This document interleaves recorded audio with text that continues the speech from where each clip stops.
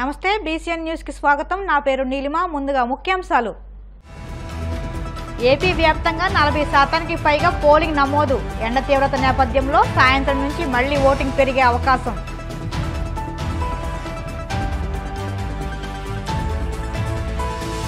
హైదరాబాద్లో ఓటు హక్కును వినియోగించుకున్న చిరంజీవి అల్లు అర్జున్। అభివృద్ధి ఎవరి వల్ల సాధ్యమో వారినే ఎన్నుకోవాలంటూ పిలుపు।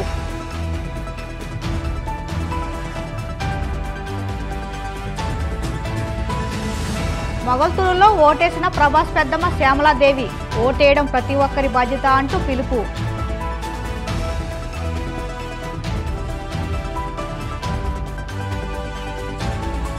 తిరుమల శ్రీవారి సేవలో తెలుగు సినీ నటి కస్తూరి। స్వామి ప్రసాదంతో పాటు ఆశీర్వచనాలు అందజేసిన పండితులు।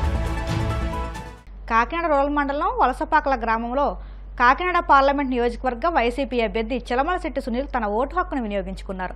అలాగే కాకినాడ శ్రీనగర్లోని నగరపాలక బాలికోన్నత పాఠశాలలోని 23వ పోలింగ్ బూత్లో కాకినాడ కలెక్టర్, జిల్లా ఎన్నికల అధికారి జె నివాస్ కుటుంబ సమేతంగా ఓటు హక్కును వినియోగించుకున్నారు। మధ్యాహ్నం సమయానికి ఏపీ వ్యాప్తంగా 40.26% పైగా ఓటింగ్ నమోదైంది। ఎండ తీవ్రత కారణంగా పోలింగ్ కొంత మందగించింది। అయితే మహిళలు, వృద్ధులు ఉదయమే పోలింగ్ కేంద్రాలకు చేరుకుని ఓటు హక్కును వినియోగించుకున్నారు। మధ్యాహ్నం సమయంలో ఓటు శాతం కొంత తగ్గినప్పటికీ సాయంత్రం 4 గంటల నుంచి మళ్లీ పెరిగే అవకాశం ఉందని అంతా అంచనా వేస్తున్నారు।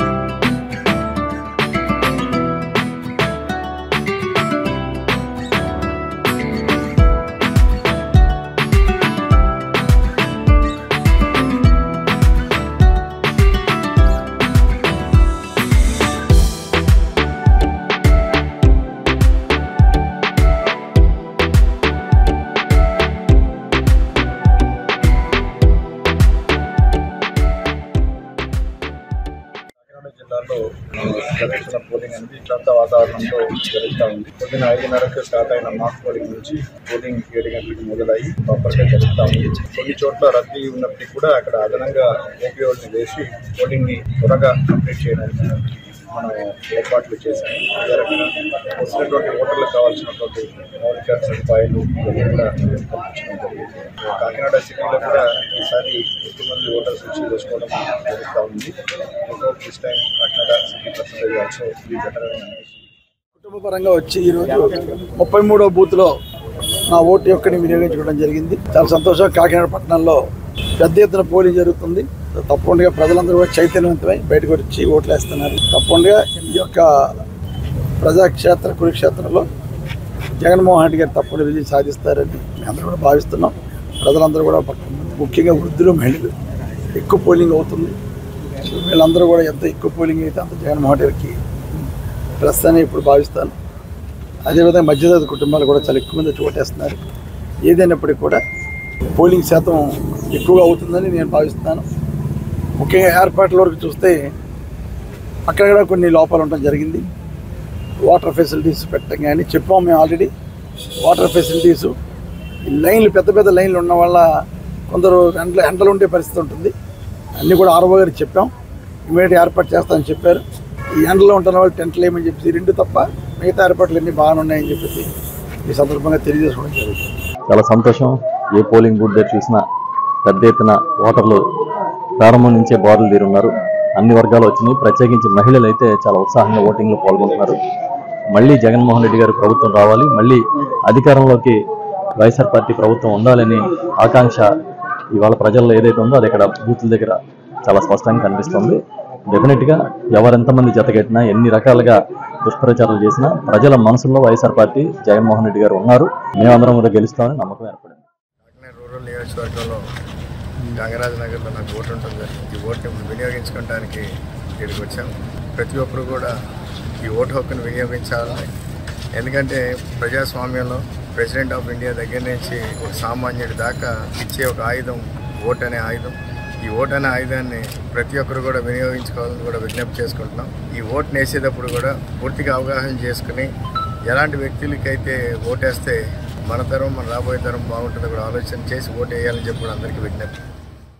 మెగాస్టార్ చిరంజీవి తన ఓటు హక్కును హైదరాబాద్ జూబ్లీ క్లబ్లో ఏర్పాటు చేసిన పోలింగ్ కేంద్రంలో వినియోగించుకున్నారు.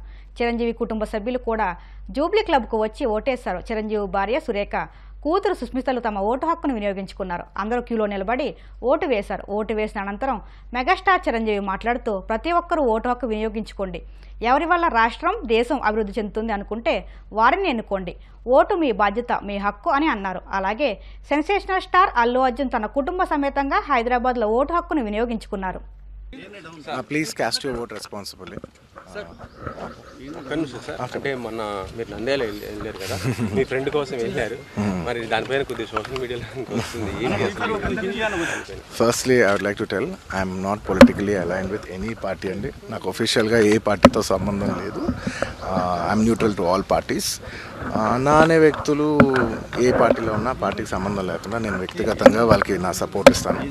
It could be my uncle Pawan Kalyan గారు. My love and support is always there for him. And లేదంటే నా ఫ్రెండ్ నంద్యాలలో రవి గారు అవ్వచ్చు, లేదంటే రేపు మా మావయ్య గారు చంద్రశేఖర్ రెడ్డి గారు కావచ్చు, లేదంటే రేపు మా బన్నివాస్ కావచ్చు, ఎవరైనా కావచ్చు.